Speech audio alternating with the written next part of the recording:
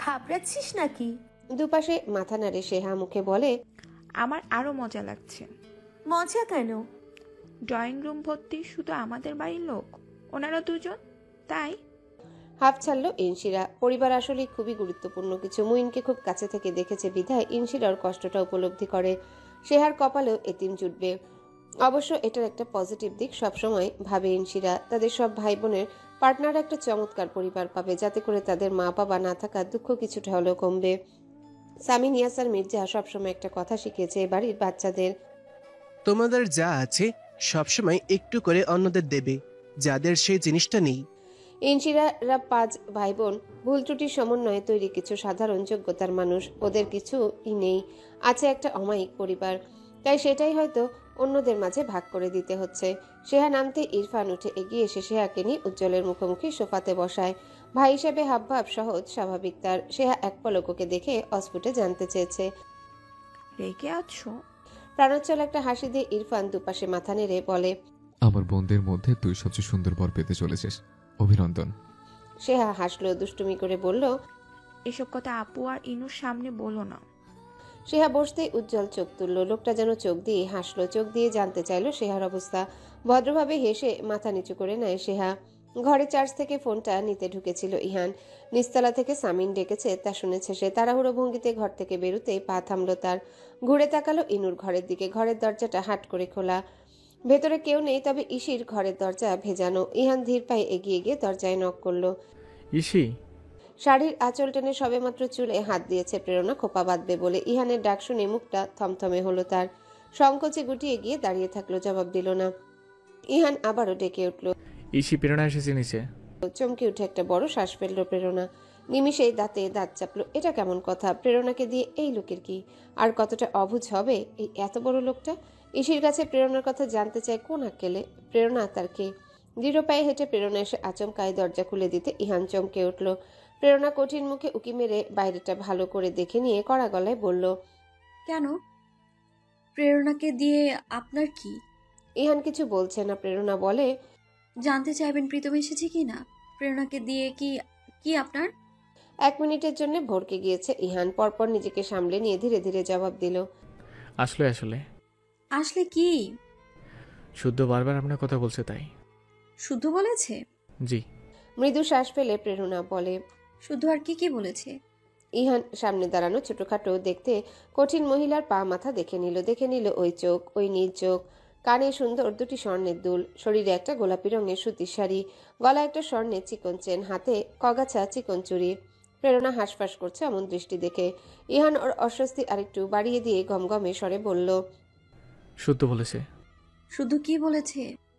শুদ্ধ বলেছে। বলুন কি বলেছে? শুদ্ধ বলেছে আপনাকে সুন্দর লেগেছে, খুব সুন্দর লেগেছে।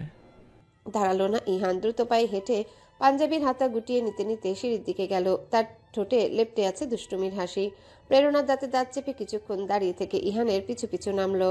ঋতু থমথমে মুখে দাঁড়িয়ে আছে ঠায়। এইমাত্র এক ঝলকে যা দেখল সে, যা শুনল সে, হঠাৎ করেই এই অল্প সময়ের ঘটনাটা তার কাছে অস্বাভাবিক ঠেকল। সে এসেছিল ঘরে ফোনটা রাখতে। এইমাত্র ঘর থেকে কথোপকথন শুনল ইহান প্রেরণার। কোনো নড়চড় করে না ঋতু। এটা তার বড় ছেলে ইহান। ওই গম্ভীর ইহান এমন হালকা কথা বলছে, তাও একটা বিবাহিতা মহিলার সাথে। বিশ্বাস হচ্ছে না ঋতুর। তার কান ভুল শুনে নিত। অল্প কিছু স্ন্যাক্সের পরে নিজাম মাহমুদ কথা এগোলেন। সেহা মাথা নিচু করে বসে আছে, আর উজ্জ্বল। এই ব্যাপারে আমরা বড়রা এত কথা বলেছি যে আমাদের আর কিছু বলার নেই। বিষয়টা এখন তোমাদের দাদু ভাইয়েরা। আমরা তোমাদের দুজনকে একে অপরের জন্য ভীষণ পছন্দ করেছি। এখন আংটি বদলের আগে যদি তোমরা দুজন দুজনের সাথে কথা বলতে চাও বলো। সেহার উজ্জ্বল তড়িৎ একে অপরের মুখের দিকে তাকায়। ঘুরে তাকায় বড়দের মুখের দিকে। সবাই মিটিমিটি হাসছে, চোখে মুখে সম্মতি। নিজাম মাহমুদ উঠে দাঁড়িয়ে ইহানের দিকে এক পলক তাকাতে ইহান তৎপর হলো, বলল, সেহু, ওনাকে নিয়ে ফুল সাইডে যা। নিজাম মাহমুদ ফুরফুরে মেজাজের মানুষ, বললেন, হুম, ওরা একা যাবে না, আমরা ছোটরাও যাব, চলো সবাই। নিজামের পিড়াপিড়িতে সেহা উজ্জ্বলের পিছু পিছু দোতলায় উঠল ইনু প্রীতম। ইরফান, প্রণমী, ইহান, ইনশিরা এবং প্রেরণাকেও ছাড়লেন না তিনি। ভদ্রতা দেখিয়ে প্রেরণা গেল। বৃষ্টিতে পুল সাইডের বেঞ্চি মেঝে ভিজে আছে। হেল্পিং হ্যান্ড এসে সব মুছে দিয়ে যায়। উজ্জ্বল আর সেহা বসেছে পুল সাইডের সর্বদক্ষিণের একটা বেঞ্চিতে, একটা নিরিবিলি জায়গা দেখে। ইনু, প্রীতম, ইরফান, প্রণমী জোড়ায় জোড়ায় বিভিন্ন জায়গায় বসে গল্প করছে। নিজাম মাহমুদ দরজার কাছে একটা বেঞ্চি দেখে হেসে হেসে বললেন, ওদের দুজনকে এখন ওদের মতো ছেড়ে দেই। এসো দাদু ভাইয়েরা, আমরা এখানে বসে গল্প করি।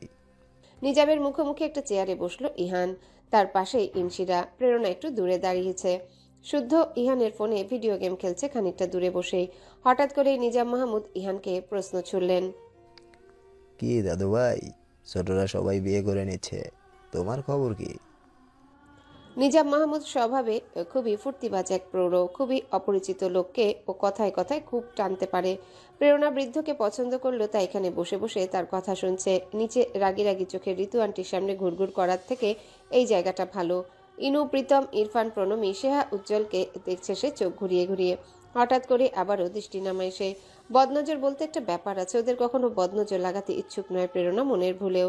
নিজামের ওই প্রশ্নটিতে ইহান নিশ্চুপ হাসলো। নিজাম মাহমুদ নাছোড়বান্দা বললেন, আসলে হবে না, বলো সমস্যা কোথায়? বিয়ের নাম নিচ্ছ না, পলিটিক্স দাবিয়ে বেড়ালে হবে?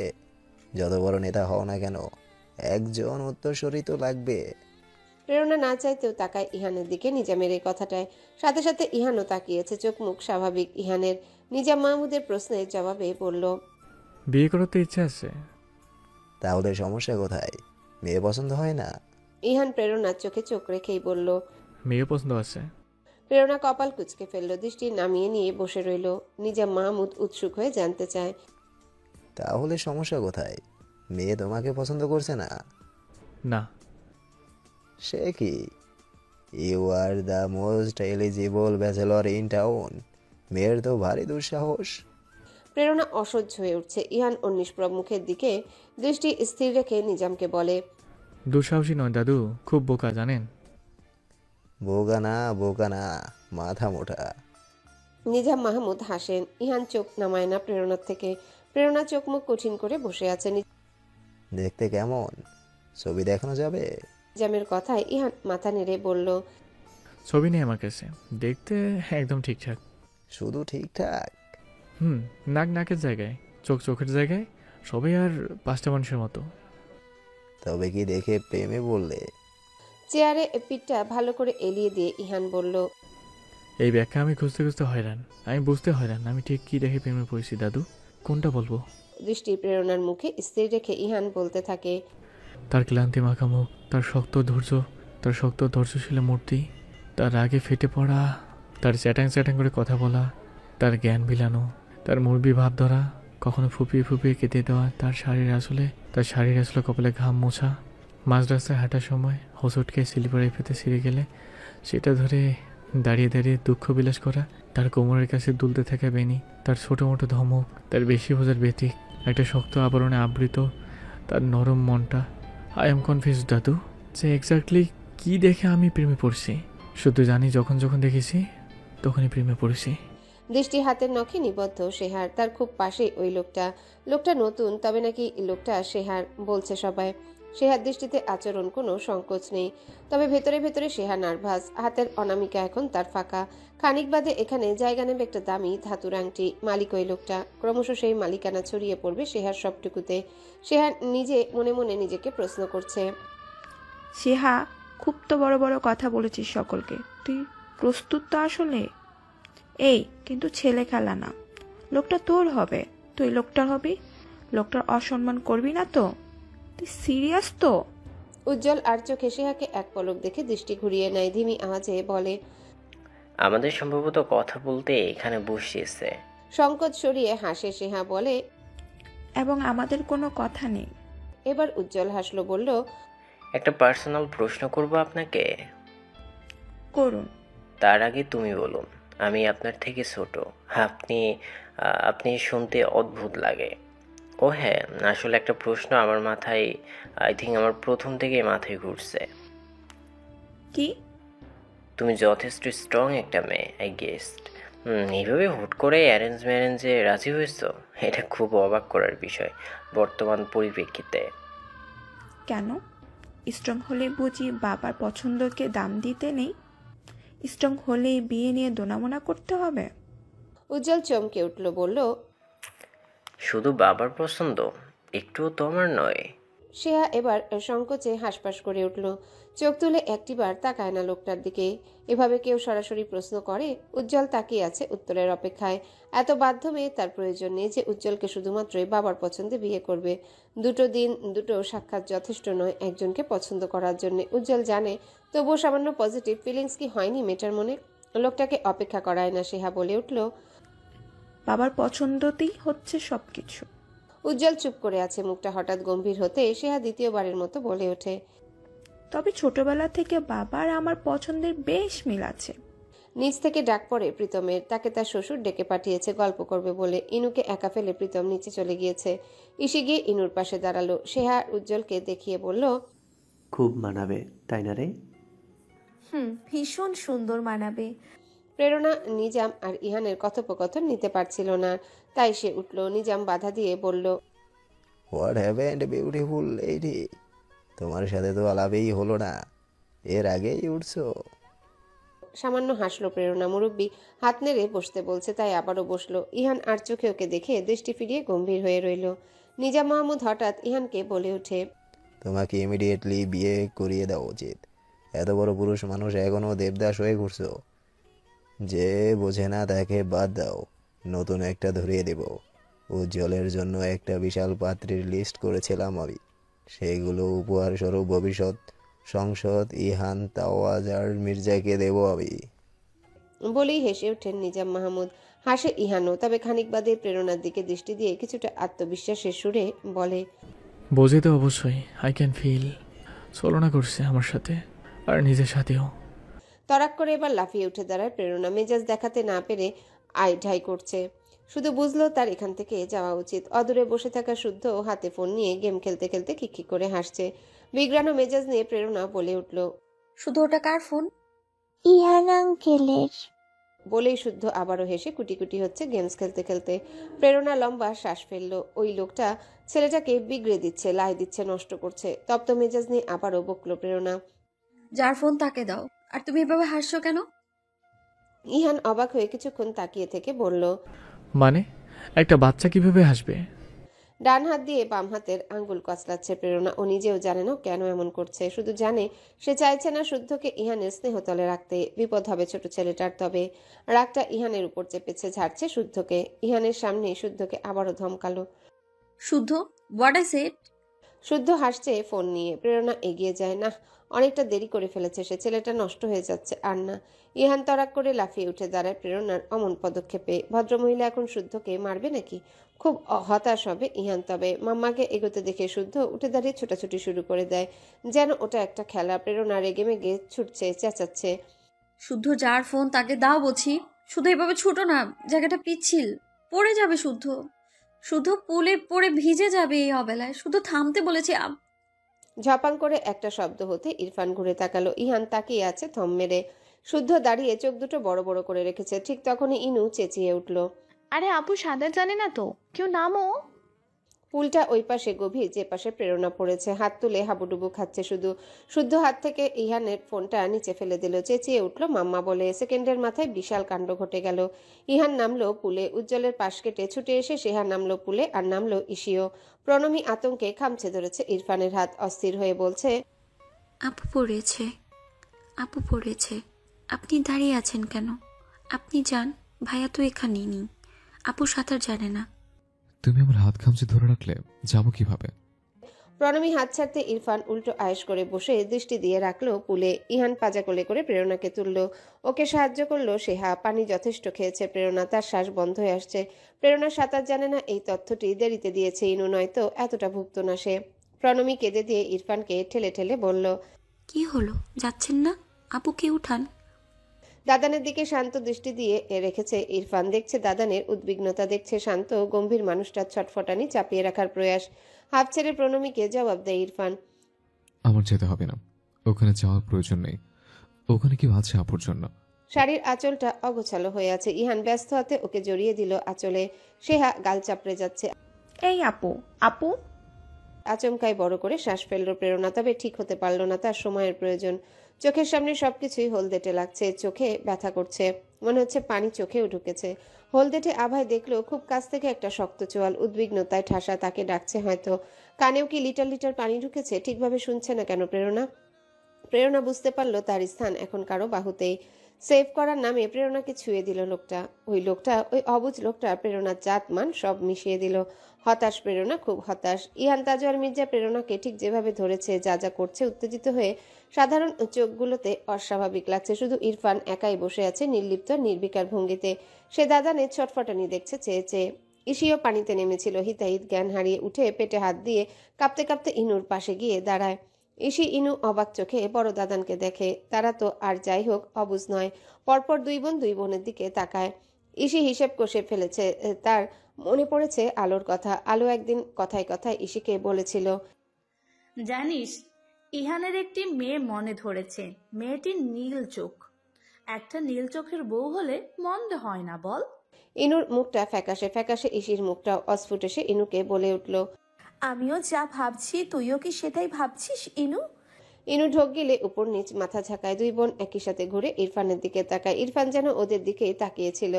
চোখাচোখি হতে ইরফান হাসলো, দুর্বোধ্য হাসি। ইনু বারবার ঢোক গিলছে, বিড়বিড় করে বলছে, গালি যা দিয়েছি সব আপুকে দিয়েছি। ইনু ছুটতে ছুটতে নিচে গেল প্রীতমকে ডাকতে। ইহান সরায় না প্রেরণাকে, হুশ খুইয়ে বসে আছে। শুদ্ধ গিয়ে মাম্মাকে ধরে কেঁদে দিতেই বলিষ্ঠ এক হাতে ওকেও আগলে নিল ইহান। ঠিক সেই সময় ঋতু এলো ওখানে। হাতে ওর চায়ের কাপ নিজাম মাহমুদের জন্য এনেছিল। পুল সাইডে জটলা দেখে এগিয়ে যেতেই ধাক্কার মতো খেলো ঋতু। হতবাক হয়ে বড় ছেলেকে আর ওর সাথে লেগে থাকা ওই মেয়েটাকে দেখছে, এবং আশ্চর্যের বিষয় তার ছেলে তাকে দেখেও সংযত হচ্ছে না, যেন ওই মেয়েটা তার অধিকারের কেউ পরনারী নয়। এতটা বোধ বুদ্ধিহীন কবে থেকে হলো তার এত বড় ছেলে? ইসি বিপদ বুঝে মেজমাকে দেখতে পেয়ে ছুটে গিয়ে দাদানের থেকে সরিয়ে প্রেরণাকে নিজে শক্ত করে ধরল। এইবার ইহানের হুঁশ ফিরল, সংকোচে পিছিয়ে গেল, টানটান হয়ে দাঁড়িয়ে রইল ভেজা শরীরটা নিয়ে। সেহা আর ইসি মিলে উঁচু করে বসিয়ে দিতে প্রেরণা বড় বড় শ্বাস ফেলতে পারল।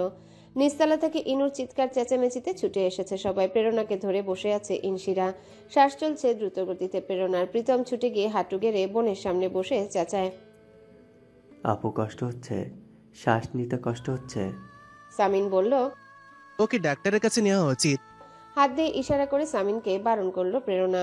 নিজেকে সামলানোর চেষ্টা করেও দৃষ্টি ঘুরিয়ে অদূরে টানটান হয়ে দাঁড়িয়ে থাকা ওই লোকটাকেই দেখলো। ইহান চোখ নামায় না, মুখ অভিব্যক্তিহীন।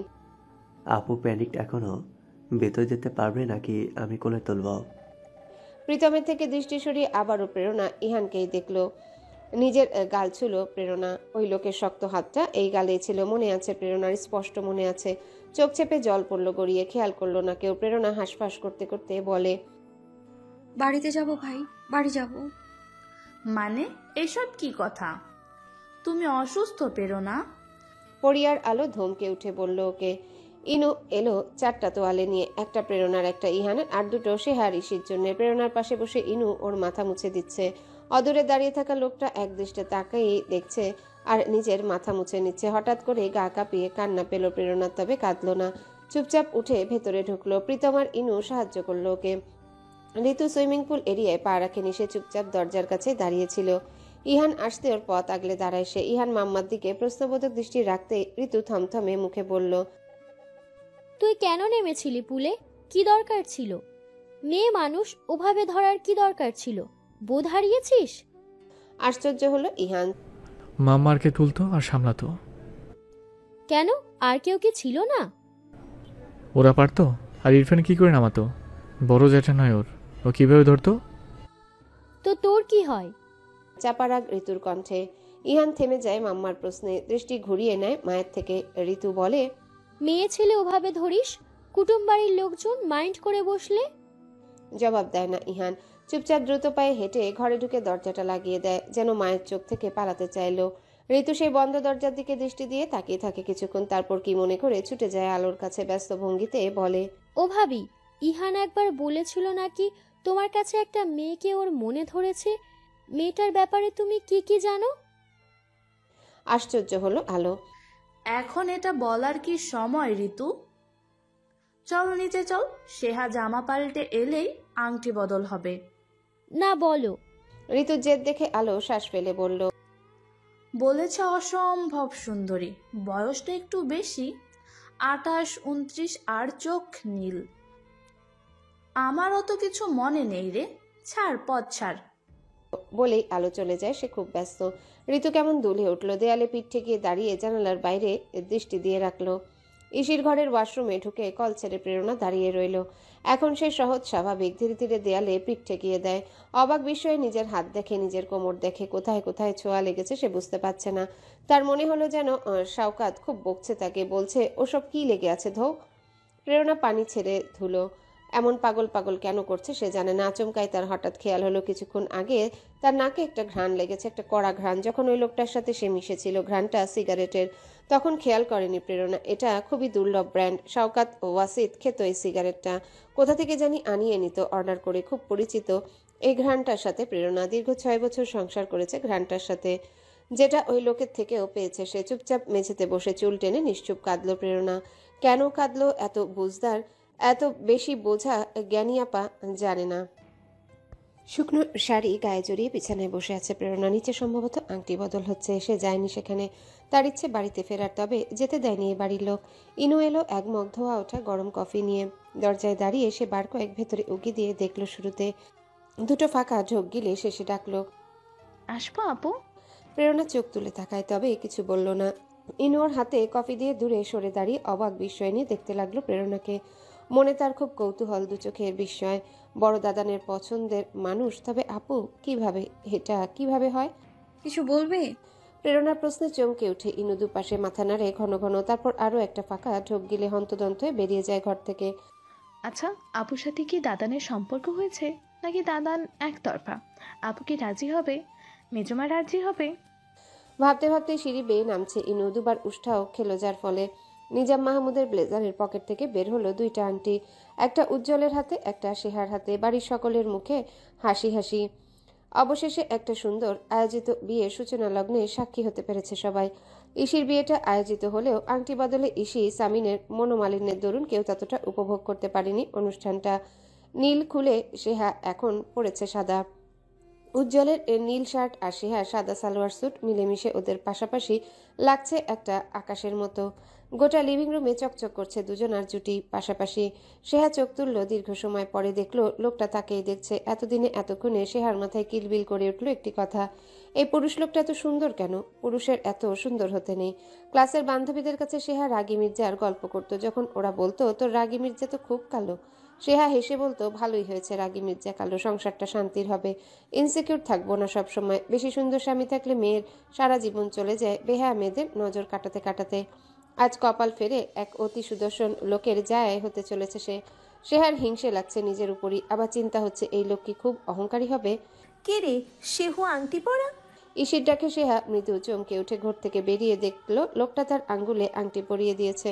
অবাক বিস্ময়ে সেহা নিজের বা হাত দেখছে, চোখ বড় বড় করে, হাত কাঁপছে সেহার। এক পলক চোখ তুলে ওই লোকটাকেও দেখলো যে তাকিয়ে আছে শান্ত চোখে। ওই চোখে ভীষণ আগ্রহ সেহার জন্যে। এমন আগ্রহ দেখানো চোখ দুটো সেহার জীবনে প্রথম। আসলেই লোকটা তার প্রতি অনেকটা আশা রেখে এই সম্পর্কে এগোচ্ছে। আংটি অনামিকাই পড়তে হয় সেহা। লোকটার ভারী স্বরে হালকা করে বলা কথাটিতে সেহা বেশ লজ্জা পেল। ঘোরের মাঝে উজ্জ্বলের তর্জনীতে আংটি পরিয়ে দিচ্ছিল সেহা। নিজাম মাহমুদ হেসে উঠলেন, হো হো করে বললেন, আমার এত সুদর্শন নাতিকে দেখে বারবার এভাবে হুঁশ হারালে তো বিপদ দাদু ভাই। তোমাকে আমার ছন্নছাড়া নাতির হুঁশ ঠিক রাখতে নিয়ে যাচ্ছি, তাকে দেখে দেখে নিজের হুঁশ খোয়াতে নয়। সেহা মাথা নিচু করে নিয়ে নিজের আংটির দিকে তাকিয়ে থাকে। বুকটা অজানা কারণে অসম্ভব কাঁপছে তার, মনে হচ্ছে এক্ষুনি পড়ে যাবে। সে দুলে উঠল। উজ্জ্বল হতবুদ্ধি হয়ে ওকে ধরল। প্রত্যেকের উদ্বিগ্ন দৃষ্টিতে দৃষ্টি মেলায় না সেহা। এক পলক তার খুব নিকটে তাকে ধরে ফেলা মানুষটাকে দেখেই রাগী মির্জার দিকে তাকায় সে। প্রণমীর হাতটা ইরফান ধরে রেখেছে শক্ত করে।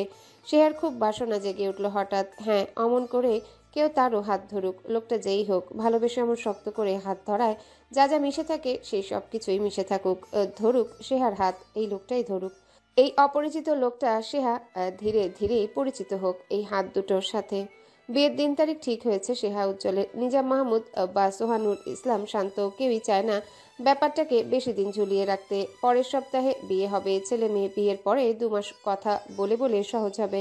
তারপর কোরবানি ঈদের পরে অনুষ্ঠান করে সেহাকে নিয়ে যাবে উজ্জ্বল নিজের বাড়িতে। বিয়ে না করে এত মেলামেশা শান্ত পছন্দ করছে না। তার মেয়েটা এতিম দুঃখী, হুটহাট একটা দুর্ঘটনা ঘটতে কতক্ষণ। সেহা আপত্তি করেনি বড়দের সিদ্ধান্তে, বরং সে খুশি হয়ে বিয়ের পর 2 মাস দূরত্ব থেকে লোকটাকে চেনা জানা যাবে, বোঝা যাবে অন্তত। সে অনুযায়ী নিজের মানসিকতা করতে পারবে। সেহা আপত্তি করেনি দেখে উজ্জ্বলও আপত্তি করেনি। আংটি বদলের অনুষ্ঠান প্রেরণা দেখেছে সিঁড়িতে দাঁড়িয়ে চুপচাপ। অসামাজিক সে নয়। দেখা হয়ে গেলে আবারও গিয়ে ইসির ঘরে শুয়ে থেকেছে। রাতে ডিনারে প্রেরণা থাকেনি। ডিনার শেষে উজ্জ্বল মাহমুদ এবং নিজাম মাহমুদ বাড়ির সবার কাছ থেকে বিদায় নিয়ে চলে গিয়েছে। যেতে যেতে উজ্জ্বল সেহার দিকে এক পলক তাকিয়েছে। মুখ ভরা আন্তরিক হাসি লোকটার। সেহা চোখ নামায়নি, বরং উজ্জ্বলের খুবই নিচু স্বরে বলা কথাটা ফোনে কথা হবে শুনে স্নেহা মাথা ঝাঁকিয়ে সম্মতি জানিয়েছে নির্দ্বিধায়। মেহমান বিদায় নিলে তবে প্রেরণা নেমে জেনেছে শুদ্ধ খায়নি। কেউ জোর করেও খাওয়াতে পারেনি ওকে। বাধ্য হয়ে প্রেরণা পোলাও মাংস মাখিয়ে নিল। মাকে দেখে অমনি শুদ্ধ ভদ্র ছেলেটি হয়ে চুপচাপ খেয়ে নিল খাবারটা। খাওয়া শেষে প্রেরণা সকলকে বলে বিদায় নিতে চাইলে আলো আর পরি ওকে ধমকে ধমকে থাকতে বাধ্য করলো আজকের রাতটা। কখনো তো প্রেরণা বেড়ায়নি কুটুম বাড়িতে। প্রেরণার কথায় কেউ শুনল না। শেষটায় সাবিন আর ইলহাম একটা লম্বা ধমক দিতে চুপ হয়ে গিয়েছে সে। রাত তখন 11টা। শান্ত খেয়ে দিয়ে ঘরে ঢুকেই দৌড় লাগালো। ভীষণ আবেগী হয়ে পড়েছে সেই মুহূর্তে। কাউকে দেখাতে চায় না সে তার এই আবেগ, শুধুমাত্র একজনকে ছাড়া। বিছানায় বসে ফোনের স্ক্রিনে ঈশিতার ছবিটা দেখলো। গলা কাঁপছে তার, বলছে, তুমি দেখছো ইস্যু পাখি, মেয়ের বিয়ে দিচ্ছে আমি। মেয়ে অ্যারেঞ্জ ম্যারেজ করছে ইস্যু পাখি। আমরা লাভ ম্যারেজ করেছিলাম বলে তুমি সবসময় বলতে না লাভ ম্যারেজে শান্তি নেই, মেয়ের বিয়ে দিবে পারিবারিকভাবে। দেখো সত্যি মেয়েটা বাবার পছন্দেই বিয়ে করে নিচ্ছে। কতই বুঝদার মেয়েটা আমার। ও কেন কাউকে একতরফা ভালোবেসে একা একা গুমড়ে গুমড়ে মরবে বলো তো? এইসব কেউ ডিজার্ভ করে? আমার চোখে তো কিছুই এড়ায়নি ইস্যু পাখি। এখন বোকা মেয়েটা ভালো থাকুক। আমি যেভাবে মেয়েটাকে বুঝি ওর বরটাও ওকে একইভাবে বুঝুক। নিচে হইচই হচ্ছে। বাড়ির লোকগুলো ছেলে মেয়েদের নিয়ে বসেছে বিয়ের আলাপ পাড়তে। প্রেরণা আরেক বাড়ির পারিবারিক আমেজের মধ্যে তৃতীয় পক্ষ হতে চায় না। তাকে শুতে দেওয়া হয়েছে নিচতলার গেস্ট রুমে। সে শুদ্ধকে দুধটা খাইয়ে সেখানে চলে যাবে। শুদ্ধ দুধ খাবে না তাই ছোটাছুটি করছে। আর প্রেরণা দুধের গ্লাস নিয়ে ঘুরছে ওর পিছু পিছু। খপ করে ইহান ধরে ফেললো। শুদ্ধকে ধরেই কোলে উঠালো। বাড়ির সবাই যখন কথায় ব্যস্ত, তার মাঝে ঋতুর চোখে দৃশ্যটা এড়ায় না। সে একধানে দেখছে ওদের তিনজনকে। প্রেরণা দাঁড়িয়ে গেল, আর এগোলো না। শুদ্ধর গাল টিপে দিয়ে ইহান বলতে থাকে, মামা অসুস্থ না খুব? মামাকে কেউ এত কষ্ট দেয়? কিন্তু আমি ওটা খাবো না। কেন? ওটা মজা না। দুধ তো মজা না, এটা সত্যি বলেছো। তবে দুধ খেলে কি হয় জানো? কি হয়? ইয়ান আঙ্কেলের মতো মাছেল হয়। শুদ্ধ চোখ বড় বড় করে তাকিয়ে আছে বিস্ময় নিয়ে, বলে, দুধ খেলেই এমন মাসেল হয়? জি, রোজ 1 গ্লাস। যে বাচ্চা দুধে ফাঁকি দেয় সে কখনো এমন হতে পারে না। শুদ্ধকে ভুজুং ভাজুং বুঝিয়ে প্রেরণার দিকে শান্ত গভীর চোখ দুটো নিয়ে তাকায় ইহান। প্রেরণা আই ঢাই করে উঠে চোখ নামিয়ে নেয়। ইহান অস্পষ্ট হেসে ধিমি আওয়াজে বলল, ওটা আমার হাতে দিন। আপনি শুদ্ধকে আমার কাছে দিন। স্পষ্ট জবাব প্রেরণার। ইহান ওকে চেয়ে চেয়ে দেখলো মিনিট খানেক, বলল, কিন্তু শুদ্ধ তো জানে না, আপনি বরং আমার কাছে আসুন। প্রেরণা চমকে উঠে এলোমেলো দৃষ্টি ফেলে আশেপাশে। সবাই যে যার কথা মতো ব্যস্ত। এই লোকের মাথা ঠিক নেই একেবারেই।